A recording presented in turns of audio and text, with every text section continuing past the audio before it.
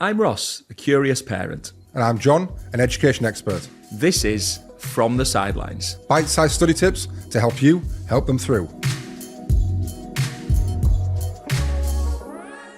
So one of the things that we don't claim to be as parents is not knowledgeable experts on everything.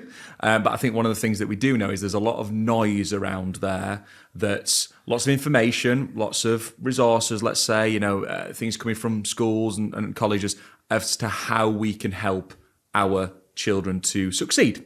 And the reason why we established From the Sidelines was about kind of cutting through that noise and providing nuggets of information that can be real practical tools for yourselves to help you help them through. That's right, Ross. And I think one of the things we want to do is really make sure we simplify information.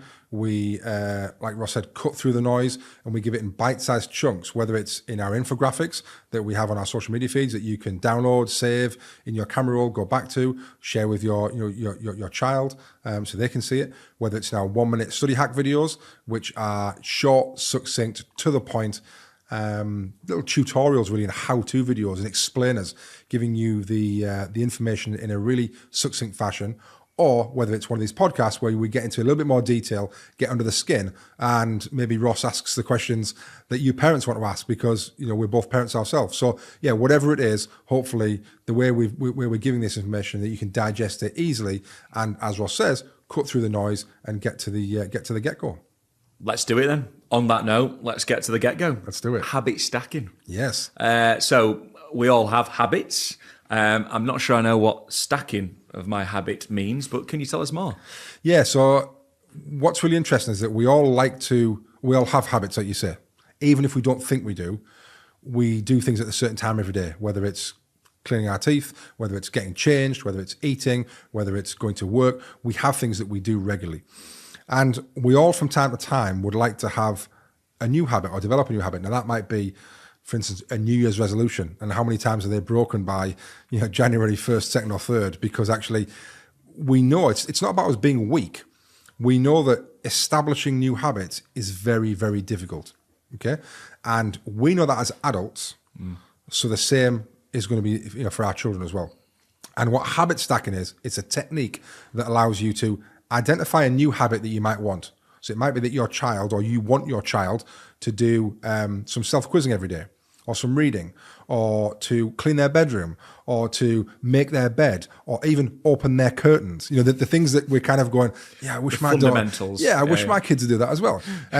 So whatever it is that you want them to develop a new habit for that they haven't been successful in developing, we stack it and we attach it to a pre-existing habit. And the pre-existing habit is the cue for that to happen, and the trigger.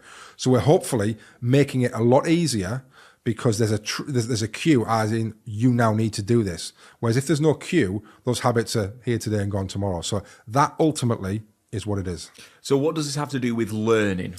Right. Well, learning is all about developing great study habits. And what I've certainly found from my 25 years in education is that generally, as a generalization here, the more organized students are, and the ones with the most effective and efficient learning habits in the classroom as well as at home are generally the students that achieve really well. So it might be that you want your child to be doing some reading every night, or to be doing some independent study 2 or 3 times a week to get into the habit of it. And we hear ourselves saying it all the time. Oh, you need to get into the habit of doing this. So it's about learning habits and study habits away from the school, because if you are ultimately competing for the best grades with children around the country, if your child is competing for for those best grades, and other children have got great study habits outside of the classroom and are doing learning at home as well, and your child isn't and is only learning from 9 o'clock until 3 o'clock, then generally those students are probably going to be achieving better because they've got those great learning habits and study habits with them. So that's why it's really important for learning as well.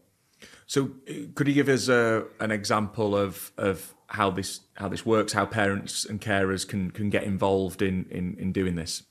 Yeah, so it might be that, let's say you want them to, a great one is that I'd like my child to do some more regular reading and to develop a reading habit. So it might be that you want them to read for 20 minutes every day. And a great way to do that is then to think, well, how can I use habit stacking so that they get into the mindset of reading every day and into that habit? Now, with habit stacking, you can attach a habit either before or after the existing habit. So what that means is you might then say, after you get changed out of your uniform, you are going to do 20 minutes reading. So the getting changed out of the uniform is the trigger. But equally, you could say, before you get out of your uniform, you're going to do 20 minutes reading. Okay? So that the getting changed is the trigger, but it's done before.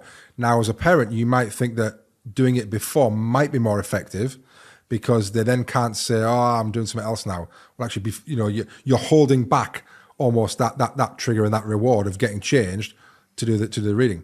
But equally, you might think as a parent, actually, I want them to get changed first, and that's the nice trigger, and they get comfy, and then they sit down on their bed or in their chair and they do some reading. So irrespective of whether you want to do it before or after, that's a nice way to do it. And what we're saying here is, going back to the last question you asked actually about kind of why is this important then and why do we want to do this? Well, we know from our lives as well, our adult lives, that something called world-class basics, if we just do the basic things but do them really, really well and do them all the time and fall into habits of them, that's how ultimately we perform really well in life. So the more we can do that with our children, the more important that is. And just as you mentioned in there then, so for me to understand further, it's more about having attaching it to a tangible thing that happens every day. Correct. Isn't it? That's the key thing. It's not necessarily something really exciting. It's something that you do that's a tangible thing that takes away then that element of when are you going to do this and that conversation. It's just you do this every day. Therefore, either before or after, you are going to do X. Is that correct? It's 100% correct. You're just identifying a physical trigger that then enables this new. So it might be that you might want to say, if I give you some examples of that, people might think, well, we don't have a lot of habits in our house, or they don't have it. Well, things like after you wake up, people wake up every day, right? There's a habit. So after you wake up, or before you have breakfast, after you have breakfast, before or after you brush your teeth, after you make a cup of coffee, before tea, when you get home, before you get out of there's all of these cues and triggers that we can find and be creative with. Oh, okay, I can see that. Yeah, I can do that. Or after you get out of the shower, there's so many things that happen.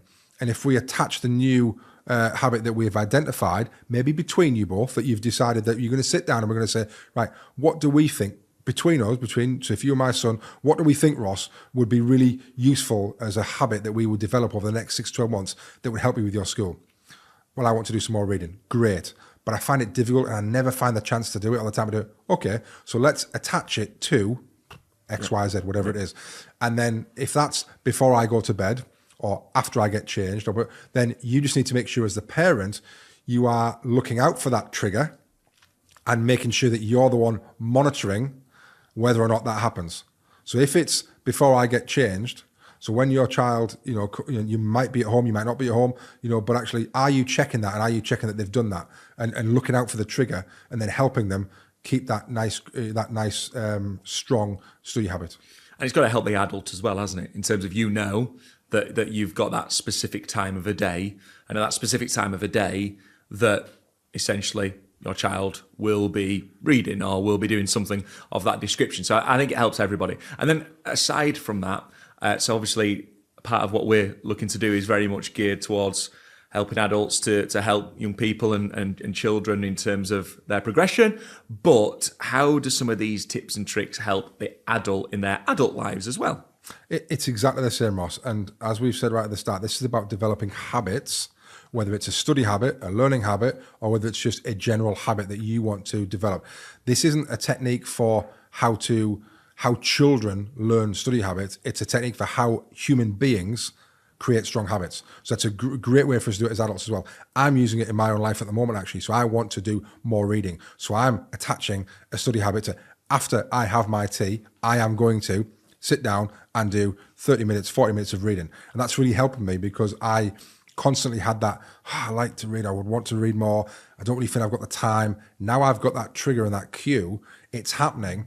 And within 2 or 3 days, it's already become I'm not having to then push myself and go, oh, that's the trigger. I have to read now. No, I don't have to read. I'm enjoying reading, and it's become a natural part of finish my dinner, clear the kitchen, sit down and read.